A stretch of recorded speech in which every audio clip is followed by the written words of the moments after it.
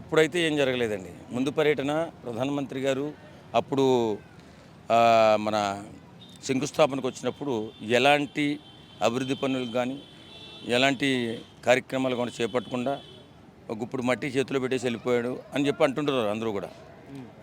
వాస్తవంగా ఇప్పుడున్న పరిస్థితుల్లో ఇప్పుడున్న రాజకీయ పరిస్థితుల్లో మన తెలుగు ప్రజల బలం నరేంద్ర మోడీ గారికి ఎంతైనా అవసరం. మన ఎంపీలు కానీ ఆ ప్రభుత్వం నిలబడడానికి కారణం ఈరోజు మన తెలుగు ప్రజలు కూటమిని గెలిపించిన సందర్భమే నిజంగా చెప్పాలంటే.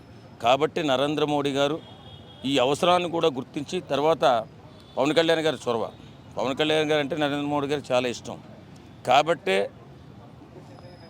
ఆంధ్రప్రదేశ్ విషయంలో అద్భుతమైన రాజధాని నిర్మించాలని వీళ్ళు సంకల్పించడం, నరేంద్ర మోడీ గారు వచ్చి 50 నుంచి 60 వేల కోట్ల రూపాయలు అది అప్పుగా అవనివ్వండి లేకపోతే రుణ రూపం అవనివ్వండి ఏ రకంగానైతేనే ఇచ్చి ఈ రాష్ట్రాన్ని అద్భుతమైన మన రాజధాని నిర్మించాలని అందరూ కూడా ఆలోచించి నిన్న జరిగిన మీటింగ్లో ప్రతి ఒక్కరూ కూడా ఆహా ఇది కదరా అభివృద్ధి అంటే అనే రీతిలో వాళ్ళు ప్రకటించిన పథకాలు